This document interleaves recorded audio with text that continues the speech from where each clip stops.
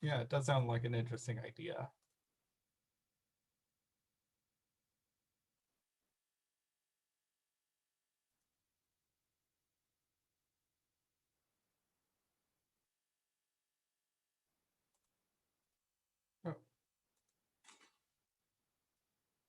Oh, hang on. I noticed something about the stream. It sounds like you're muted. I can hear myself coming through, but not you.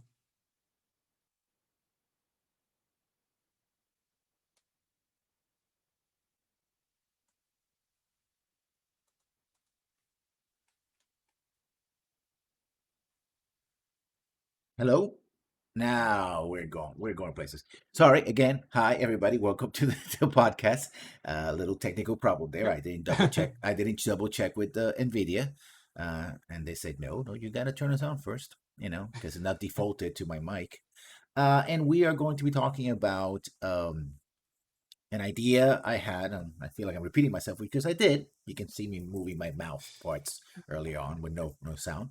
Um, what I call the digital owners or buyers digital rights system, kind of like version of DRM, but owner slash buyer facing, to secure the rights of those who actually buy video games and other digital media, as opposed to securing the rights of those who sell it, which is what DRM usually does. Um, it will also secure some of those rights as well. So it's not just one sided, but it's mostly set to face the person who is actually buying the product. So there you have it. But before we do that, of course, we're going to do the news. And we're going to I feel like I'm repeating myself because I just did. We're going to be talking about Dragon Age 2. Particularly, this was on this week, uh, April 14th. Uh, the original story, it actually was a series of tweets, and several people reported. I'm using the rock, paper, shotgun report on this. But also PC Gamer had a talk on that. It's like Dragon Age 2 writer says Snyder Cut would make the city bigger and more alive. Was include a certain dwarven romance. Yeah, you lost me right there, guy. I don't want to romance Varric. I actually like Varric because you don't get to romance him. I know, I know I there's know. a I know there's some times where you get to flirt with them, but Yeah. honestly, I have to agree with you. Like an actual romance with Varric doesn't quite make sense because uh, I I think he's like a tragic figure, and I think that's sort of part of his personality. Like he's in love, he has this one true love, Bianca, Hmm. and like it seems like they cannot be together, and it feels like it's oh my god, like it's one of those true love but tragic loves, like they can't be together kind of thing. And I think I I don't know. I think having a romance with a player again, it falls into the making the character's player sexual, Hmm. and then also kind of like I guess devalues that tragicness. Like oh well, I guess he's move on or he's settling. It'll always come off as settling, which is also I think is even worse. Yeah. And so yeah, it's a thing. Also, I think the problem is Varric is supposed to be like the always faithful best friend, right? No Mm-hmm. matter what happens, Varric will always be Hawk's friend. And eventually, At best, I see him with as friends with benefits, but that's yeah, I mean that's a thing, right? it. See, Ironically, I would. I'd be open to that, like a friends with benefits kind of relationship, which I know Bioware can't seem to do. But I've talked many a times on my streams about like just how Bioware kind of comes off as progressive for just including the L and the B and like most recently the T, but none of the other letters. Yeah, yeah, difficult to program, I suppose. Uh, And like the monogamy, it seems to be very monogamy mhm. blind, kind of.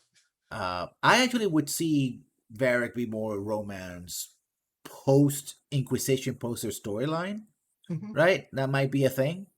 Because Inquisitor is somebody who they get to know and even admire as someone who's like, oh, you're saving the world, that kind of thing. So it could be for and that actually would be very interesting. A Varric romance from the point of view of sort of this imbalance between them, in that the Inquisitor is someone who is, I mean, Varric is a very rich and Yeah, powerful person, of course. there's a power dynamic with the Inquisitor, and that's also something that's not really ever brought up in any of the romances that I'm Hmm. aware of, because it's well, No, I haven't actually seen all the romances, so I'm not really interested in the female romances myself. So I can't really talk I to think about any. Cassandra mentioned that it's impossible because of who they are, particularly who the Inquisitor is. But it Mhm. is encouraged in the form of um you have an advantage over me, ergo I am uncomfortable. It's more like Yeah, like you're an ideal. It's always there's always an aspect of hero worship, hmm, which is goes back to the whole players character sexual and James Bonding kind of thing, right? It's like, oh, I'm with you because you're this great hero, right? As opposed to I'm with you because maybe I see things about you other people can't see, or I and don't care if you're a hero or whatever. I care that yeah, you're a sensible but person. It's but it's at least at the very least it's not a power dynamic like, ooh, well, you have to love me because I'm the Andraste's chosen or the Herald of Andraste, like kind of yeah, thing. yeah, At least that's sort of never brought up, or like, hey, and it should. it's yeah, Yeah, it should be like, oh, Iron Bull. It's like, oh, Iron Bull, you got to sleep with me because I'm the Herald of Andraste. yeah. And I talk more about this. Like I said before, I realized that the audio wasn't working. I talk about. I did a script doctors on changing and basically doing kind of a Snyder cut. And I think a Snyder cut wouldn't be enough. You have to be more significant changes to the game. In fact, some of the stuff that like we were talking about Varric's romance actually wouldn't necessarily be good changes, at least in my mind, my opinion. Hmm. Yeah, But and for my understanding, because this is based on the Justice League Snyder cut, the original cut or the original vision of Jack Snyder. So we'll preface that. Um, from reviews that I've seen, first off, it's a 4 hour long movie as opposed to whatever they trimmed it down to, like 2 hours. From what I've heard, the best criticism of it is that it's more cohesive. The plot's more cohesive. There's a few things that it did better in terms of explaining, but then there's like a lot of things that were changed by Joss Whedon, who was the director that took over the Justice League. Did better, and then it got worse in the Jack Snyder cut. Some of the characters' motivations or the character I guess interactions or displays on the screen like got worse. mhm, It really, I guess it's like the perspective of which character Jack Snyder kind of relates to more versus Joss Whedon. mhm, It's yeah, all the vision of, I guess, the director. That's the main thing. Um, so things about that, like, well, if you talk about like an actual Jack Snyder cut of Dragon Age 2, mhm, you would also have to include things that you cut out. The biggest thing that I know was cut out was a DLC that was in development and got scrapped called the Exalted March, which I think it was Hawk trying to prevent an actual Exalted March coming through. There was a small quest in it that cameos Liliana, where she's there to sort of investigate whether, I guess, give the information to the God, I'm skipping the mother, the not the revered mother, no, the no, the the head of the holy, chantry, yeah, the the head of the chapter, holiest, yeah, the Pope essentially, if whether they should do an exalted march, which is they pretty much come in. It's essentially an actual inquisition with soldiers, like a militia, to kind yeah. of. Crusade is a crusade. Their It's a version of a crusade. crusade. There you Yeah, go. It's a crusade on the city state. So it's not related to that, but I guess it's sort of like, ooh, like fallout consequences of the third of the entire game. Um my understanding is they sort of scrapped that idea, and that's sort of what they used in, Inquisition for. That's hmm, sort of that premise kind of got spun off, and of course, a new character. And then I'm not sure why the fuck they threw Corypheus in there as my oddest criticism. Because honestly, before Inquisition came out, I was leaning towards the important thing was going to be the Kunari thing with what's her face, Felicia Day's character. yeah, Honestly, like I was gonna starting my YouTube career, I was going to do a review about Mark of the Assassin, what I liked, what I didn't, and why I think this, since we didn't really know too much about Inquisition before it came out, why I believe that this is going to be the main focus and conflict of the Inquisition, because in my mind, Inquisition would make sense. You have sleeper agents. For those who don't know, uh, you're helping Felicia Day's character infiltrate this or Legion rich person to steal back a list of Kunari operatives. So these are non-Kunari Oxmen people who they're the other races who follow the Qun but are operating as normal people outside of the Qun, sort of like infiltrators. But it's prefaced that they have lives and sure they're sort of spies, but they're innocent kind of because they have lives and Families, whatnot. and and and and it so will be a blood, that's what I basically a yeah, bloodbath, actually. that's what I thought the Inquisition was going to be. It's like, oh, the Kunari are kind of plotting to maybe invade, and we have to root out who actually follows Kuhn, and because it's an actual inquisition. You can't just look at a person and immediately decide what they believe and what religion they follow and philosophies and whatnot. So in my mind, that made more sense, and honestly, like what we ended up getting with I the mean that actual inquisition doesn't make sense. the historical parallels with the Spanish Inquisition, particularly, Yes. would be where they were trying to root out Jews that had Heretics. heretics, usually Jews that had claimed to have converted but did not convert, or secret Muslims, secret Jews, that sort of thing. So that's a thing that would have been. But I think that would.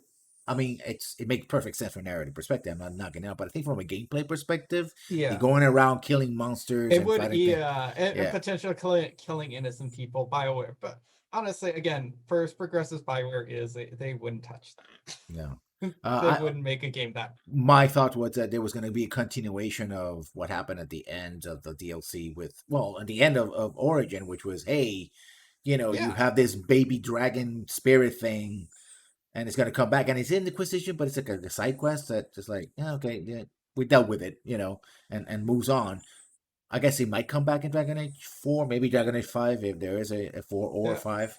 But they put it so it's momentous occasion. Oh yeah, you have to make this decision at the end of Origin whether or not to impregnate Morrigan, and then it's like, and yeah, not that important. and We're gonna and think of about course, something else. there's also Awakening too. Like Awakening with the Architect has so many implications, and that's just Hmm. it never goes anywhere. Yeah, because I think Essentially, we got the Architect Diet Architect, which was Corypheus in some way.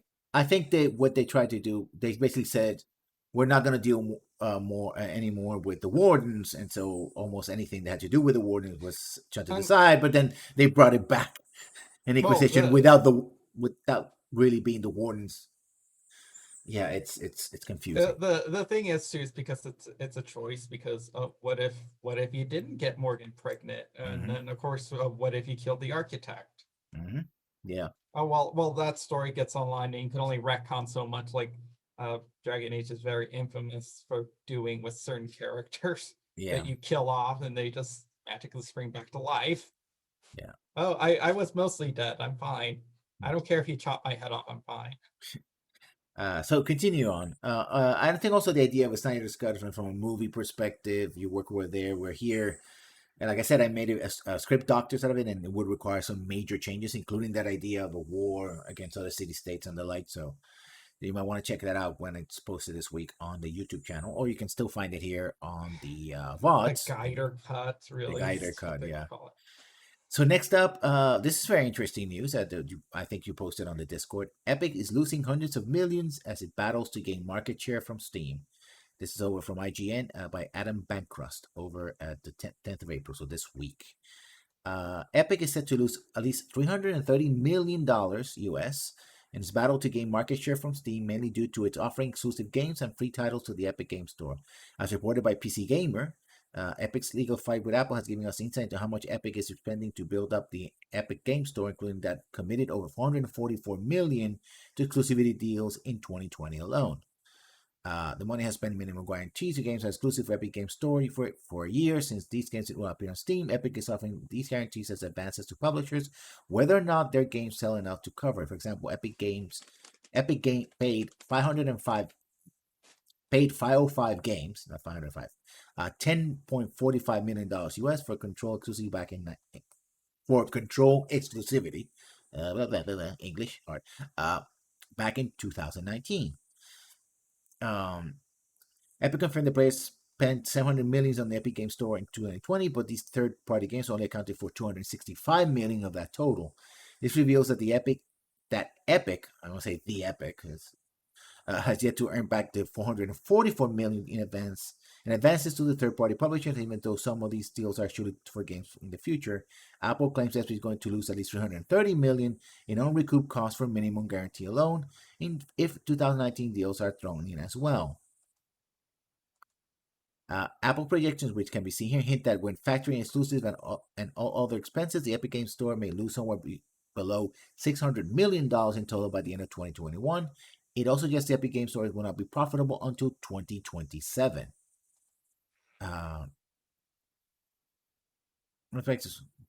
Okay, and there's a counter argument from Epic. And I think you say, why would Apple make these claims? Well, we're talking about the fact that essentially Epic is accusing Apple of being monopolistic. And this is Apple saying, look at all the money that Epic is willing to spend to drive its competition out of the market. They're not intending to open up the market because they want to have these exclusives. They're willing to lose money to have control of the market. And that also the fact that Epic is willing to pay for exclusives and not allowing those games to be at least between 6 months to a year available in other platforms. I mean that they're perfectly willing to have their own, controls, even if it means losing money. So they're accusing of something that they're doing very similar. A reminder: giant corporations are not your friends, and this is a battle between giants, in which usually the only person that you never win, but almost always you lose in some way. So yeah, so the only thing Epic needs to do to kind of like measure up to Rockefeller is drive game prices down on their platform.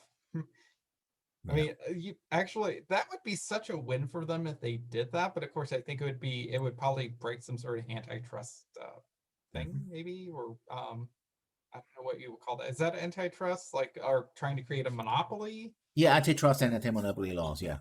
Yeah, I mean, so because if you think about it, what great publicity would that be? Not only are prices maybe $10-20 cheaper on like a new game, so let's take an example: PS5 games and next gen consoles right now, like what, $70? What if they started selling games on their storefront for $50? And irrespective of the fact that they're making $50, only $50 on, or the consumers are paying $50 on their platform, the developers are taking more money, or getting more money out of a player spending $50 at their storefront, as opposed to buying it anywhere else for $70. Like, that would be a huge publicity win.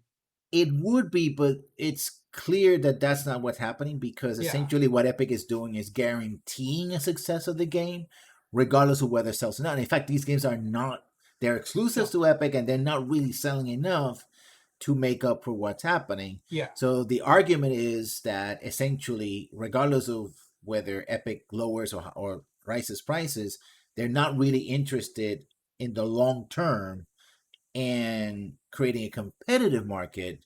What their intention is to create a market that they dominate.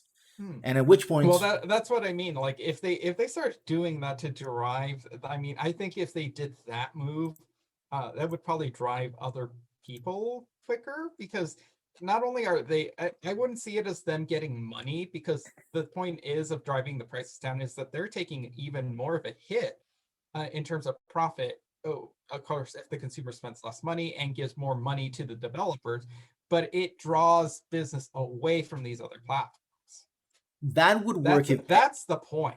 I Not think that would work, and you make the Rockefeller example and stuff like that, like Standard Oil. But here's the yeah. thing: unlike Standard Oil, that as we remember, Epic is a public traded company, Hmm.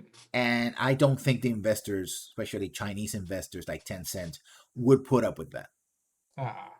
Right? They would not want to risk having further losses with the promise that at some point in the future, Epic would gain, More you know, of a share market, of yeah, enough of market. market share to have a dominant market share or drive or if not necessarily, actually it would be, it didn't have to completely control the market. It would be dominant market share, which allowed them to maneuver and basically set the prices, right? And also you would have a revolt from very big companies like EA and other companies, Activision, EA, that sort of thing, who would probably also team up with Sony and Microsoft and Nintendo and say, no, we're going to have a firewall against this, right?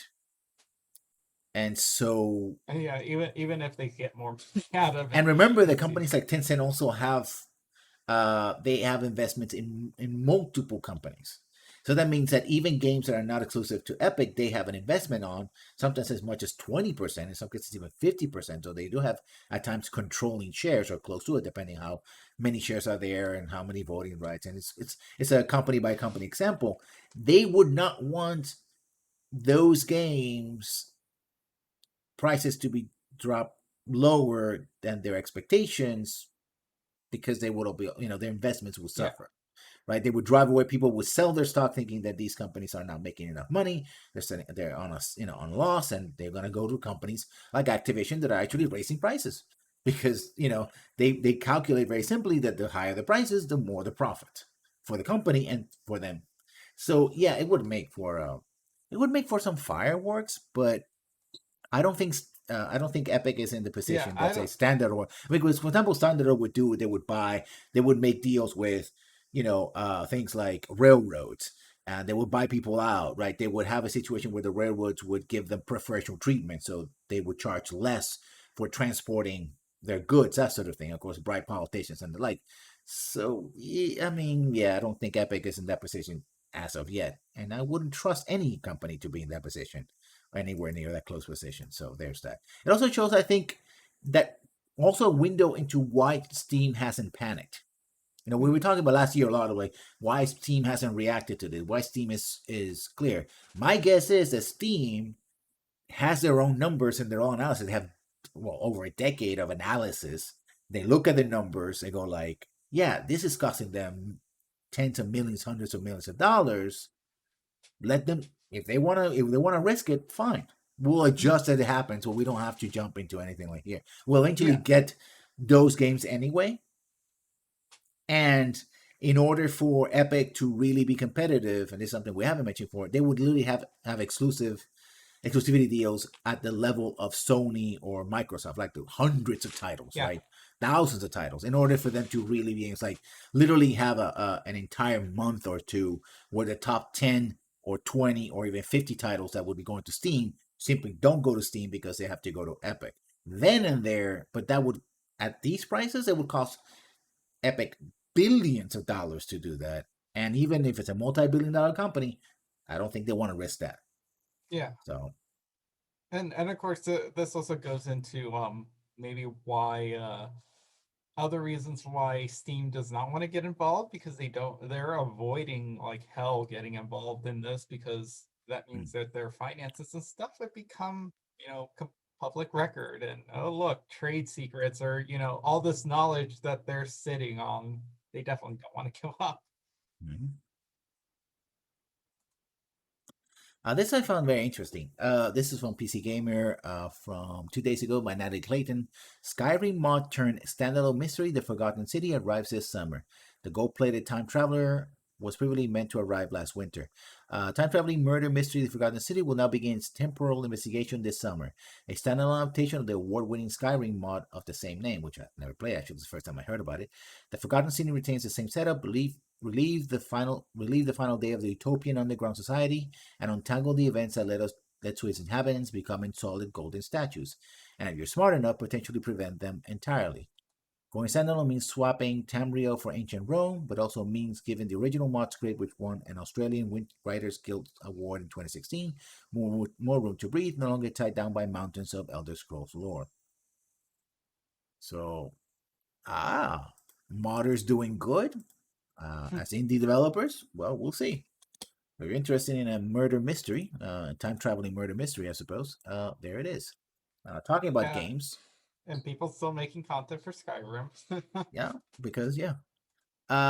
D&D game Solasta: Crown of the Magister leaves early access on May 27th. The unofficial D&D RPG is almost done by Jody McGregor. I guess it's unofficial, so. A week ago, Tactical Adventure announced that Solasta: Crown of the Magister is RPG based on the rules of Dungeons & Dragons 5th edition will be leaving early access with the next update, and that we wouldn't have to wait long to wait, and we do not. Solasta will hit version 1.0 on May 2027 after 7 months of early access, unlike Baldur's Gate 3. In an FAQ, the developers confirmed the characters in full game will have access to 7 classes up to level cap of 10: Fighter, Rogue, Wizard, Cleric, Paladin, Ranger, and Sorcerer. Update Sorcerer will be added post-launch as DLC. No Warlock, Druid, Monk, Bard, or Barbarian, though they may be added in future DLCs, but we don't want to make any promises before the game is out. In addition to the license, a third-party developer using D&D rules gives access to a system resource document. Doesn't contain everything that is in 3 published rulebooks. Remember that Wizard of the Coast only granted us license to use the SRD for 5.1, not the full D&D license. As Tactical Adventures explained, meaning that we can only use what is an SRD 5.1. This includes the vast majority of the tabletop rules and most of the classes, races, and spells, but only one subclass for each class. This is why you won't find certain official archetypes, feats, and spells in Solasta, which were replaced by homebrew content like linked to our setting. I think this is very interesting because it's sort of first of all, it's a role-playing game based on D&D, and I do play D&D, but it's also the intercept of different rule sets and rights. In that, going back a little bit of history, for people who might know, 3rd edition came out in year 2000. 3rd edition of Dungeons & Dragons. It was published on what's called the Open Gaming License. It did well for Wizard of the Coast for a while, but eventually it got swamped under that, on that system, because all their competition could make games, tabletop games, using the rule set from Dungeons & Dragons with no limits whatsoever. That's the open aspect of Open Gaming License. This time around, Wizard of the Coast has done a modified OGL, which is not as open. So you can use some aspects of those games. That's what the SRD is about. But there's a limit to it, right? The idea being that you cannot use every monster, every spell. Those monsters and spells that either are considered to be iconic to D&D, right? So they go with the branding, or those things that were developed exclusively for 5th edition D&D, the game, cannot be used. That's just general rules. Cannot be used in non-official D&D games. So that's basically one of the yeah. So no beholders. I think so. I think the Beholder is one of those iconic monsters. I mean, they can be used because the makers of Pathfinder were able to use them by renaming them, right? But even then, it's and they do so only under the old license, which you can still do. For example, I could make a 3rd edition Dungeons and Dragons space game using OGL because that license is there, right? It exists, it hasn't been revoked.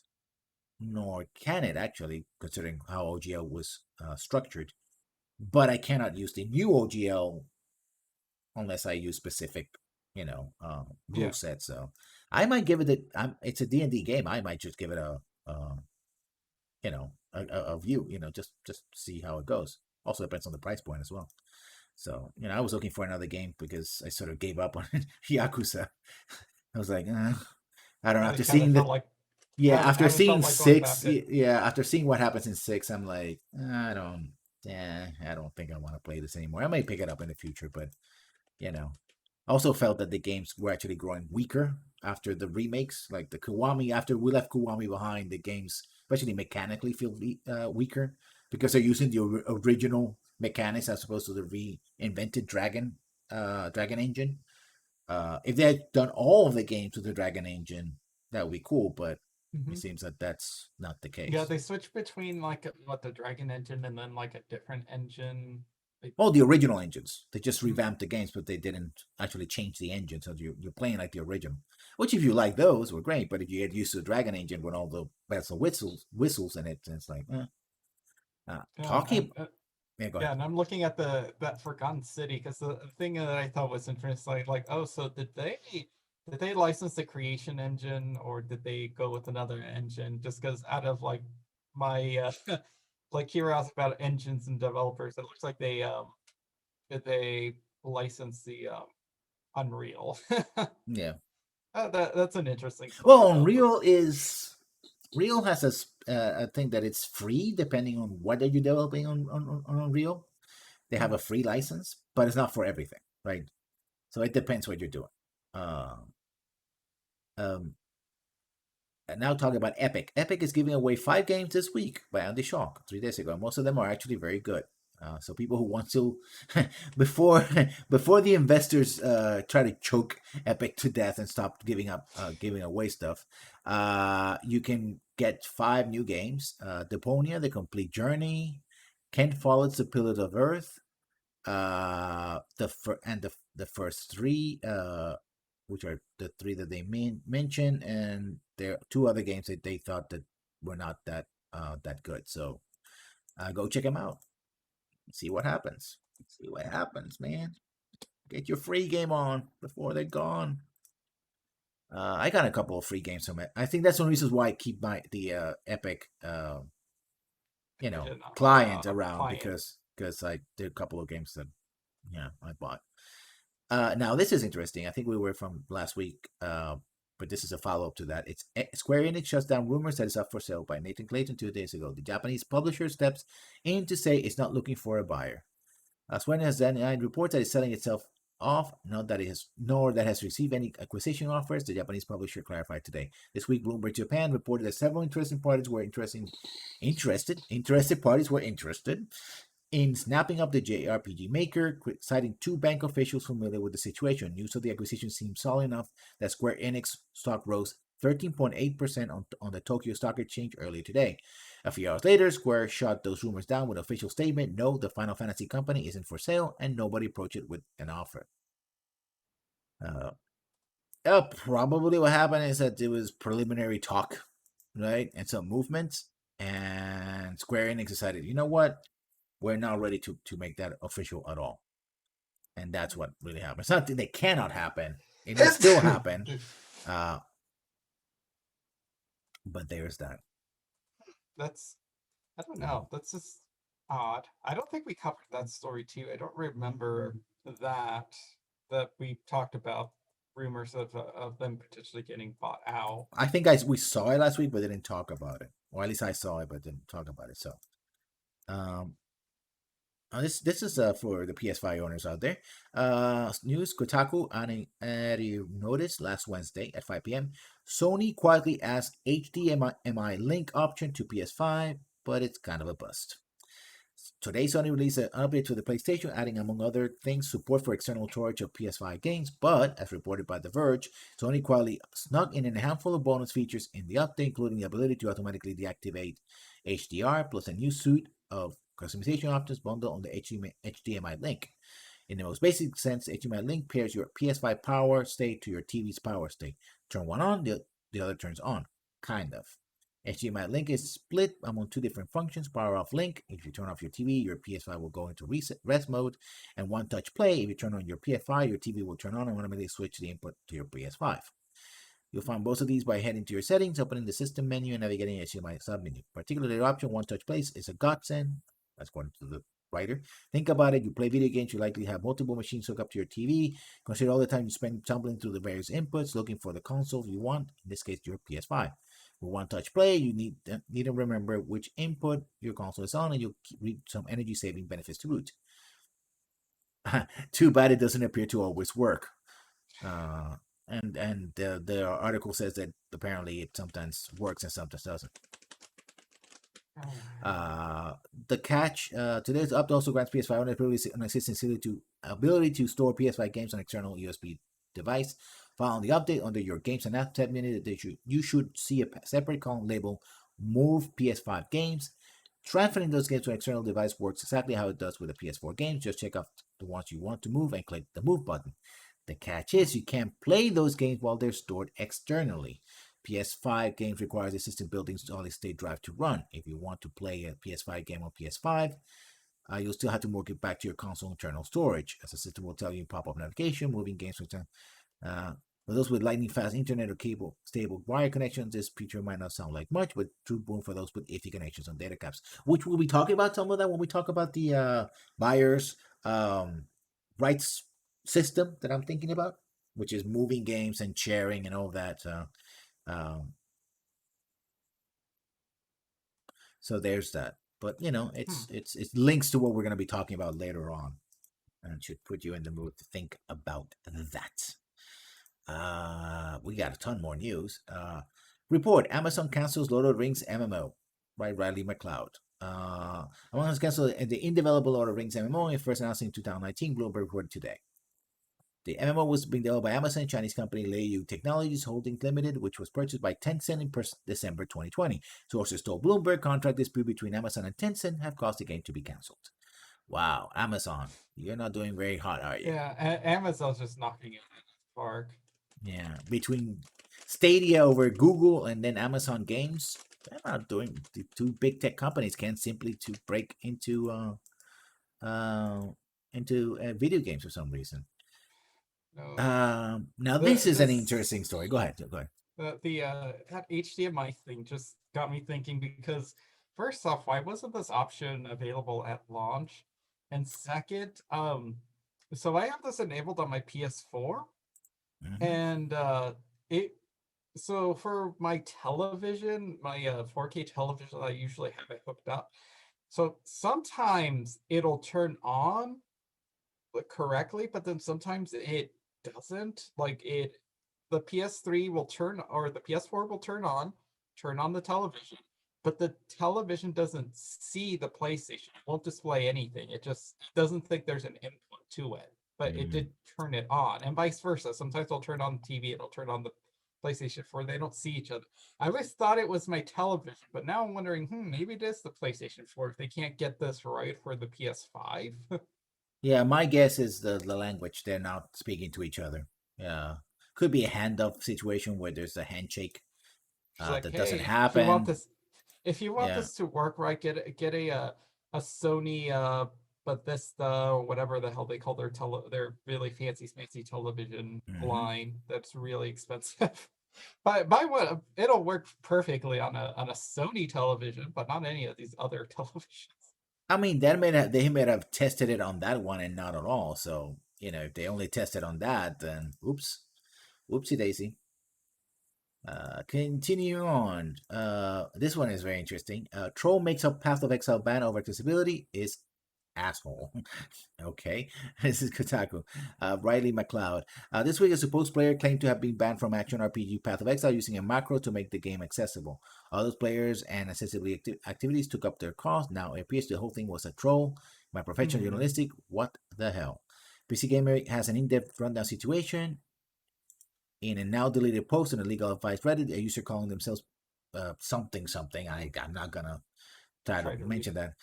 Pole something wrote that due to industrial accident that impacted the use of one hand and some fingers, they've been using a macro in Path of Exile that let them refresh multiple potion buffs, which they felt as it was part of playing the game. Then wrote, I got banned for it recently, hundreds of dollars spent on the account, and was wondering if I since my disability means I have to go use the macro to play the game. I don't think this macro is cheating since it doesn't give me any unfair advantage, and I literally physically can't play the game. And there was basically they were trolling and got a lot of people who were for accessibility in gaming to decry the ban. Yeah. But Grinding Gear, the company behind Grinding Gear Games, behind Pax Beta, couldn't find any evidence because apparently the ban was a hoax. Another now deleted post, the troll admitted that it was made up. They wrote, I am a educator. I did this as a demonstration of my class for how easy it is to manipulate public opinion discourse on social media. They explained that they chose Path of Exile for its demonstration because gaming is a relatively harmless area for this exercise, relatively company like politics. Allow me to offer this counterpoint. This is from the Kotaku writer. Yeah, this guy is an asshole. Yeah. If he's a teacher, as they claim, Or which I yeah, can't, or a professor, a college level professor, like they should know better, right? yeah. It. And I so I doubt very much that somebody would say would know. Here's the thing. Also, the way they talk about it's not as important as politics. Like, yeah. Hmm. yeah, no, no, I no, was no, gonna I no. was gonna say this person clearly has never heard of a Gamergate. Yeah. But the other thing too, so I could sort of believe his reasoning, because I once took a sociology class in community college, and one of our assignments was to do something sort of similar like that, but not really something that would kind of bring outrage to like a company like that, because like uh we were supposed to do something differently that what society would expect, like social cues and stuff.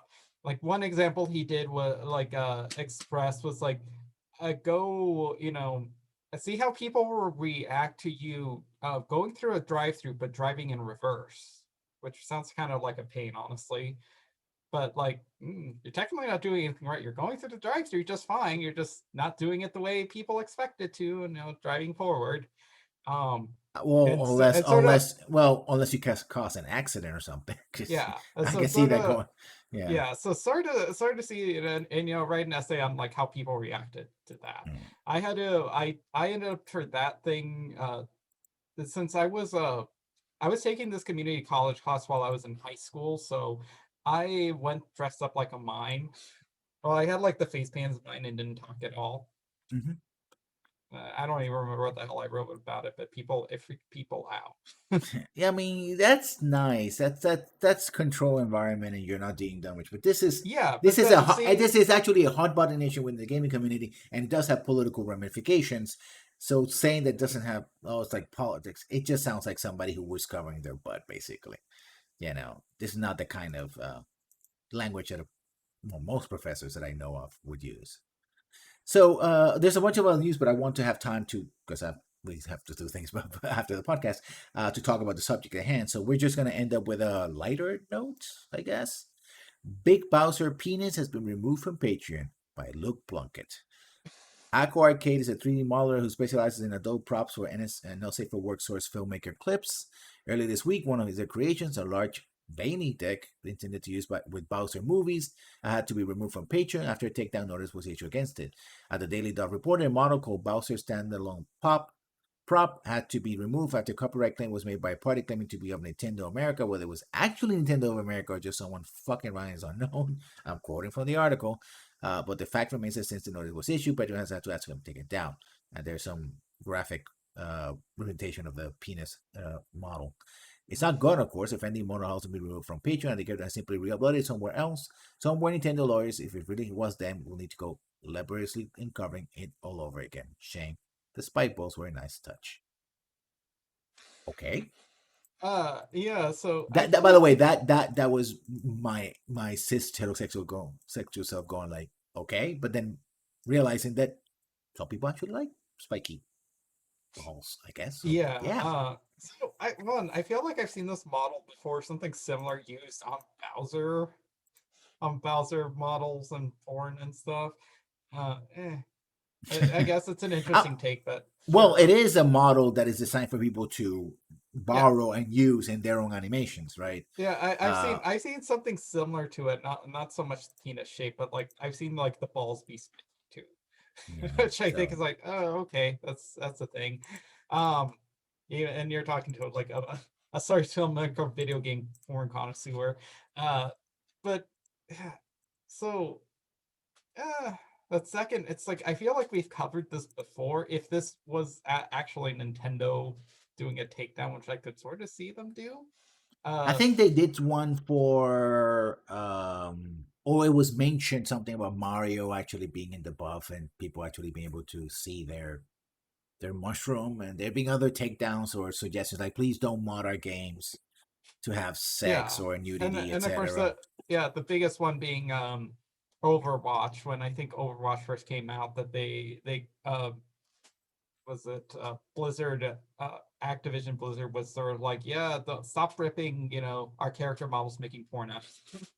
which actually shows how, and you said this many times before, it shows how popular Overwatch is by how much porn there is of it. If there isn't a lot of porn about your game, actually, there was a news about some other game that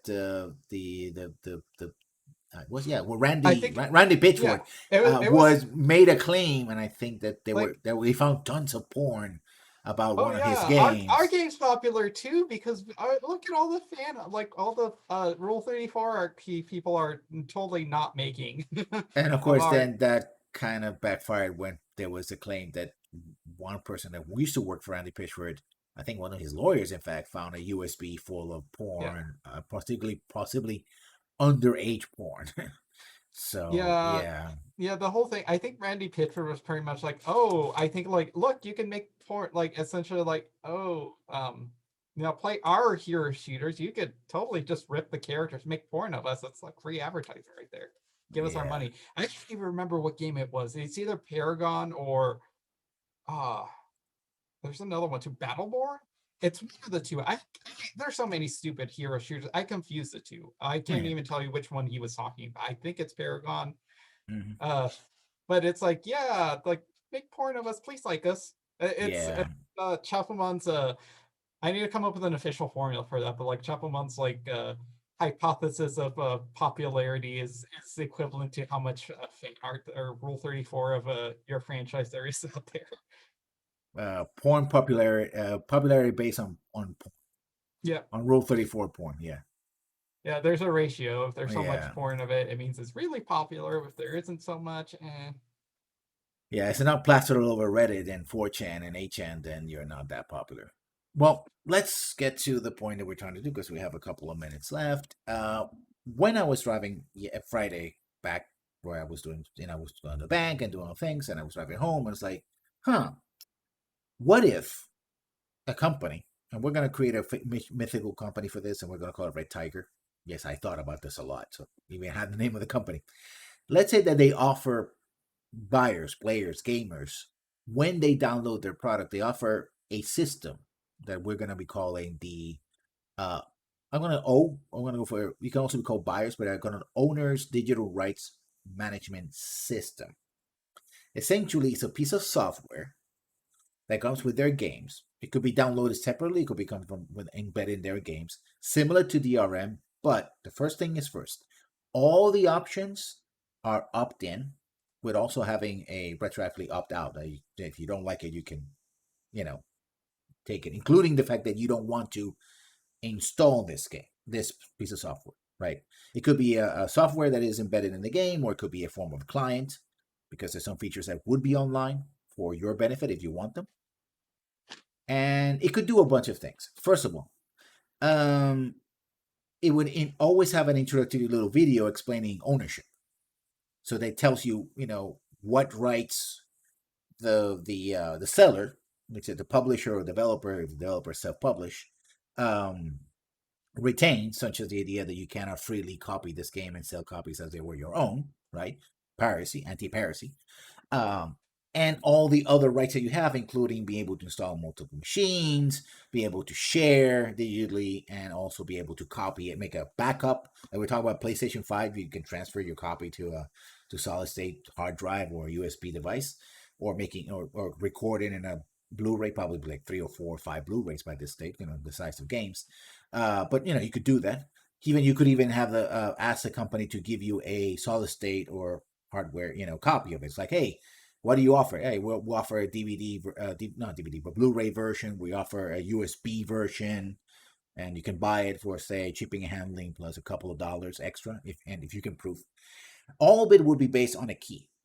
To make it very extra secure, it would be a 256 bit key that would have a series of subkeys at 128-bit inscription. The reason is once you basically, kind of like the old CD keys, and you registering your game. Once you register your game and have your unique key, this this individual copy of your game, not like NT, where it's like, oh, you have the block key, but that's the thing that changes, but doesn't actually do anything with the underlying product, right? It actually will make your game unique to you. And yeah. you probably have to give information, personal information, like And It depends. almost like the old timey serial numbers. Serial numbers. I mean, Windows has serial numbers for lights and stuff like that. But the key is that one is why I say owners is that you would own this key and own the product that is tied to that key. It certifies that you're the owner and tells you these are the rights that you have as an owner. Now, stuff you could do with it. You could do, for example, sharing. You could, and all these things, all the options should be opt in. For example, let's say that you bought the game on launch and it's officially the 1.0 version of the game. But later on, hot fixes and patches come in, kind of like when you download a driver, you can choose not to activate any of those. You can have them, you can download them, but not activate them. You can have an express download where you just put everything automatically, or you can select each item that you want to do, which require people to be more knowledgeable about how hot fixes, any particular patch or section there would break or change the game, and it would have a rollback feature. Kind of like sometimes you can do Windows, but it'll be for the lifetime of the game, right? It would go back from the version of the game you bought. If you bought a later version, although if they say, let's say the fictional company offers earlier copies of the game, right? Because they have their own keys, they could do that. But let's say, just for simplicity's sake, you buy the version of the game, say 6 months later, and it's version 3.5 or 3.77 or something. Starting with that version, all the way to whenever you decide to not use the game anymore, whatever reason, you would be able to roll back to that version. Why? Because if you mod the game and a new patch comes in, it can break your mods. Patches can actually break your game. It happens all the time. So you would have ability to manage your rights when it comes how much is the parent company that sold you the game. Remember, this is sold, not licensed. Can actually change the game. Where it gets a little tricky is when we're talking about, and this is really what I'll talk about sharing the game and selling it. Because selling it would be very much like selling a Steam key. You're selling the key, and once you sell it, right, the key has to be re-registered, right? Maybe with the servers, etc. Just the one time, so you don't have to be always online for that. And it would no longer be available on your computer. Sharing it would be like, hey, I want to make backup copies. I want to migrate my copy from one machine to the next, right?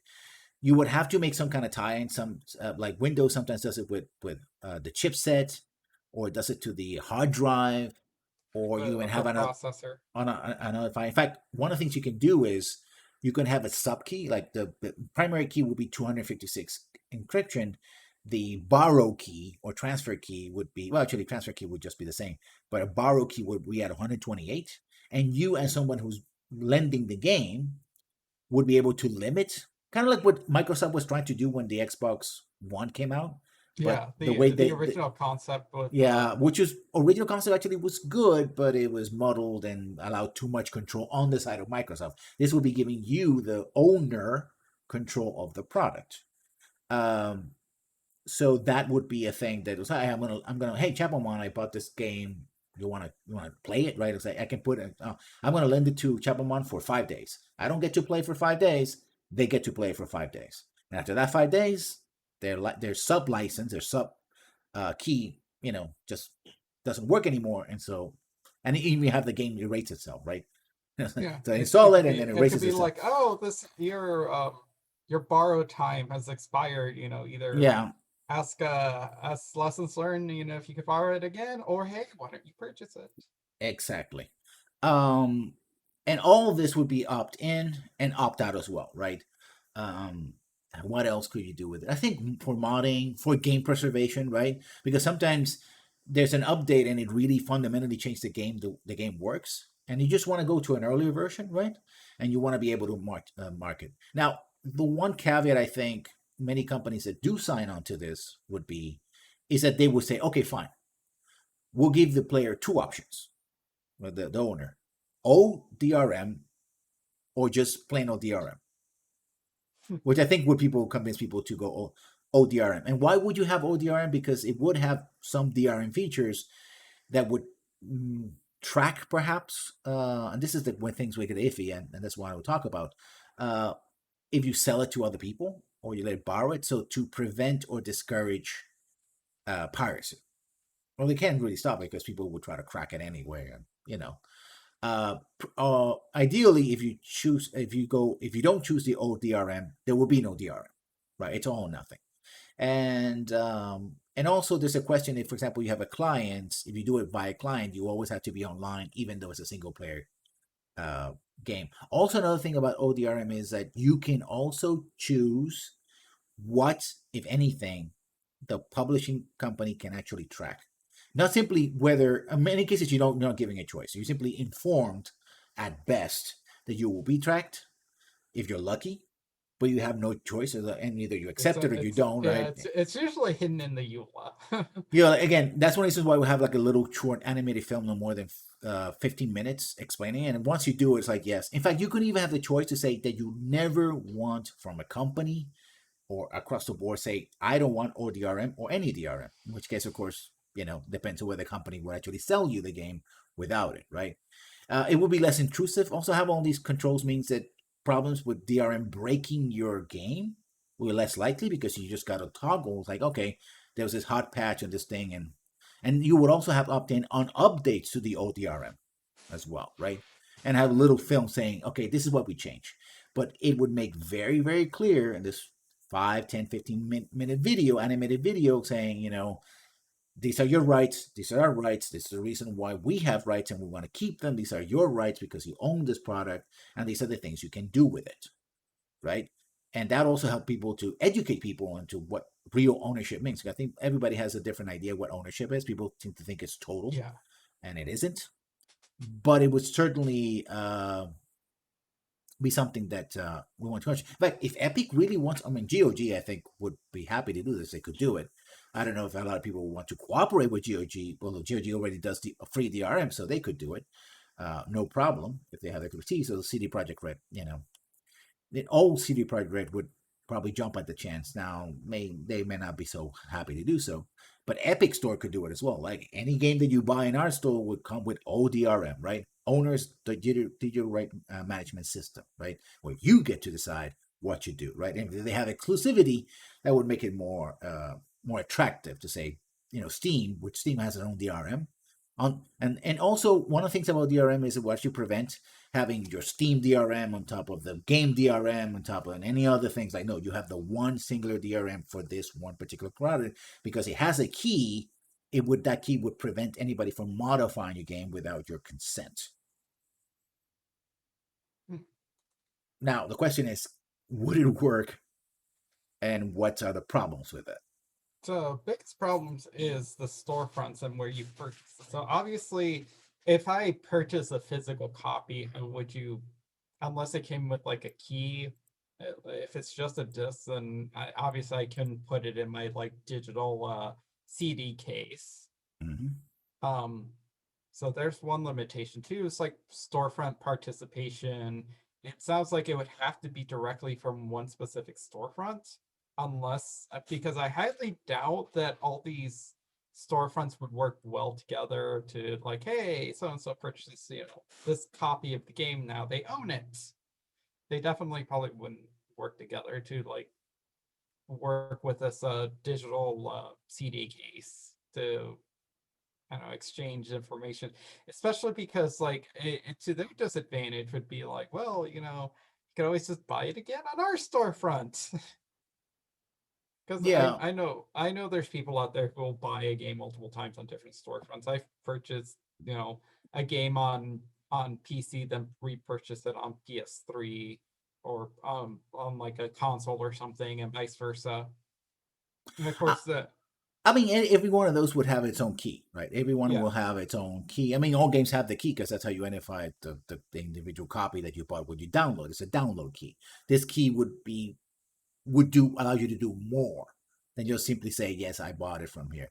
I think the reason is that, again, it would move away from the license concept. The fact that the what I call the the theme park ticket idea of video games that you go in and you pay and or you get to play the game as long as you want to, right? Another feature of ODRM is that post support, right? You wouldn't really have to worry about post support, especially in single player games, because you can choose not to be online all the time. The game works fine, and so if the company decides not to support anymore, then you don't have to be go to your servers. Although server support would be great to back up the key, to make sure that they have a registration key, and would make it just like DRM less likely, slightly less likely people to pirate it. But the idea is to guarantee the rights of the user, owner, buyer, rather than necessarily guarantee the already established rights of the the seller that we already know about, right? um Another problem, I think, tracking, yeah, the selling and copying, it's doable, I suppose. All this stuff is already stuff that exists in different forms. Also, if you use like a client like GOG's Galaxy, which kind of tracks everything, you could try to do it through them, right?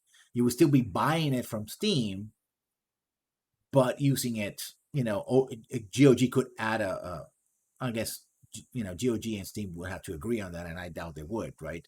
But a company like Epic, who wants to have exclusive control over stuff, actually might use this as leverage. Like, with our games, you own your game, right? And we're giving you all these fine controls for you to own it, right? So it would allow you, for example, to block online features. Like, hey, I don't care about the multiplayer, and I don't want the game to constantly be trying to connect to servers because I don't play online games. Like, do you want to have your online game features on or off? Yes or no? And it would add a little bit of a setup situation where most players who just want to play the game, right? Of course, players are most of the time, especially players who buy the game at launch, are perfectly willing to wait hours, even days, to download the game and patches and one day, release stuff. So one day, first day patch. So I don't think that doing a little bit of button mashing and selecting a couple of issues won't be that harder, Yeah. right? And of course, the first option you always get is, do you want to do this? Yes or no, right? So you don't even have to engage with it if you don't want to, but it would be there for those people who want to use it. And I think for game preservation purposes would be awesome.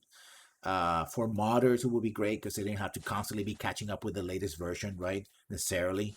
Um, Again, all these features are there. You can, it's like in Windows, you can postpone and even roll back, updates. There's attempts to sharing games digitally. Yeah, Microsoft did that with the Xbox OC, and now including the fact that almost except for Nintendo, all the other consoles have come in purely digital formats. Yeah. Right? They have a hard drive. They're not, they offer choices whether you want a player or not, but most people buy the stuff digitally anyway. So, you know, the to be honest, right now it doesn't really make a lot of sense to buy a say PlayStation 5 with a trade disc unless you are a person who wants to collect games specifically that have physical copies. And what Like me. I mean, you do that, but for example, how many discs would be today a 400, gigabyte or 500 gigabyte or 600 gigabyte download Yeah. on Blu-ray? It'll be like 3 Blu-rays, right? Yeah. It's So like, I think Blu-ray is like 40 something gigabytes or maybe 35. yeah, so There might actually, it be would like be dual layered Blu-rays. Let's see, Blu-ray capacity. oh, and I say 4 or 5 because they get heavily compressed. 50. So yeah, so let's say that you can place a 2-to-1 ratio. You can fit 100 gigabytes and 50 gigabytes, so 300. It's 50, but that's also dual layer. So Yeah, so let's say that without the extra information is always in any storage data, which means that's the maximum, but not the total that you have available. yeah, and a lot of it too, like that's the other thing problem with a lot of physical media these days. Physical media for video games is that you have to download, like, it's like some of the games on there, but then you have to download the rest. I mean, sometimes it's because it's unfortunately the disc on the like in the case of Black Sad, the disc is pressed and with a version 1.0, but that version is completely broken, you need to download DLC to be able to actually finish the game because it's just in a horrible state. Or like Life is Strange 2, I got a physical copy. It has, I think, it has all the episodes except the last. That one you have to download digitally. It gives you a digital code that you have to input and download because I would assume is that this game came out when that last episode came out, so obviously it wasn't finished and it wasn't pressed into the disc as far as I could tell. So in order to play the whole thing, you gotta have that code. I guess that's also like a form of a DRM as well, Mhm. or set for selling secondhand. It's like, well, in order to get the complete experience, you gotta pay at least $5 for that one episode. Yeah, I mean that's a thing, right? And that key also would have some keys for DLC and stuff like that, and another thing, and this will be for microtransactions, Hmm. especially microtransactions for single player games. That is, you would get to keep those microtransactions because those microtransactions would have their own keys, right? They have the sub key, which we want 128 bit encryption. So anytime you buy like a pair of socks or something in game, you get to keep those socks, right? Because the key's there. And if you don't want to start, you don't want them to take space in your hard drive, you could have the option of saying, okay, I'm gonna have that in the servers, company servers, and use my key to always, upload them if I want to. Um, and again, when you get to the end of life of a game, because you have a key, the company would have to inform you, say, yeah, we're ending the service of life. These are the options that you have, including items that were you bought microtransactions, DLC, etc. Make sure you either download them or get a physical copy of this, etc. Go from there. Especially important when you get a physical copy. Essentially, it's nothing more than an installed disk. That's what it Yeah. is, right? So again, and if you copy a physical uh, installed disk, it should have in it, embedded that key, which is unique not only to the game but also unique to the physical copy. I even would actually, you could tie in, for example, for companies, you could tie in savings and discounts. Oh, we noticed that you bought this unique copy of a game. If you go to another store, I mean, we already seen that with Steam. That sometimes if you buy a new version of the game, you get a discount because they Yeah. already know that you have an earlier version of the game, so they'll sell it at half price or something like that. Well, yeah, you could do with any of the, like, again, let's go back to Epic as an example, or GOG. Steam probably won't do this. Hey, I noticed that you bought, we have an EA, a special on EA games or Quantum Dream games or whatever. Well, if you buy, we notice that you have these 3 unique games. Quantum Dream will give you a $5 off or 10 or 50% or whatever off of your next purchase on another platform of that game, or which will have its own unique key as well, or and their new game, right? Mhm. And again, because it's tied to that key, it's non-transferable. You can't really because that's the thing, the game won't work without the key, and the key won't work without the game. It's not simply a Steam key that allows you to download stuff, which you can sell separately. You have to, it's all or nothing. You have to sell the game. You have to transfer it off, right? If you want to make a profit. If you're copying it off, people can actually use the key to say, hey, listen, this should belong to you, but we discovered someone else doing it or copying it. Either it got stolen from you, which is could happen, but it's unlikely. If you have a good firewall and stuff like that, or you deliberately, allowed this to happen. You hacked it and you let it happen. So that gives actually a legal recourse, a little stronger legal recourse for companies to protect their rights to prevent or minimize piracy. And this also would be an anti-piracy stuff because a lot of DRM tends to break games, and people are like, I don't want to deal with DRM because it's totally optional. And giving the players a chance to control how they do this, I think a lot of people would embrace that and go like, yeah, it's my game, right? So I don't have to, why would I pirate from a company that actually is giving me my game and looking me all these options Yeah. to And of do all course, this stuff with the especially game, right? yeah, especially you need to make companies need to make the process easier than piracy. Yeah. So I think that's my idea. I'm gonna shop it around the internet and see who buys it. But I think mostly it's this idea is purely fictional, although Yeah, probably workable. But it is a strong counter argument against DRM, and perhaps even a counter could be used as a counter argument. Perhaps right now I'm not in the rhetorical mindset to marshal my mental forces into making a coherent argument using this as an ammunition against the idea of games as license or rental or provisional ownership rather than permanent transfer of rights to the owner as it should be. So that's my idea. Anything else you might want to add? hmm, other than it definitely wouldn't happen.